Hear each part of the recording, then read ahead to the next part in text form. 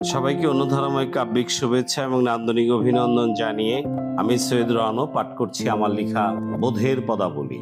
বোধের ভিটায় আগুন লেগে জ্বলছে আগুন নিজের গায়ে, সোনার ফসল ধ্বংস হলো, বর্গা চাষি দাদন চায়। আমন খেতে ইরির আবাদ, ভালোই হলো বছর দুই। বুদ্ধিবিনে সিদ্ধিহীনে মন পাপি কেন ভাবিস তুই?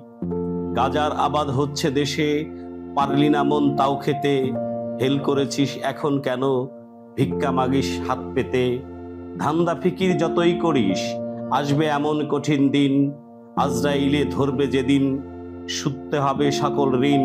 রণবলে কল্পিত সুখ, বুকের নদে বৈঠা পায়। শঙ্কারোগের জল হস্তি, খাবলা দিয়ে গিলতে চায়। এই অধমের সাধন ভজন, বৃথায় গেল ভাববিনে। দুঃখ শোকে জীবন গেল, সুখ পাবো আর কোন দিনে। সবাইকে ধন্যবাদ।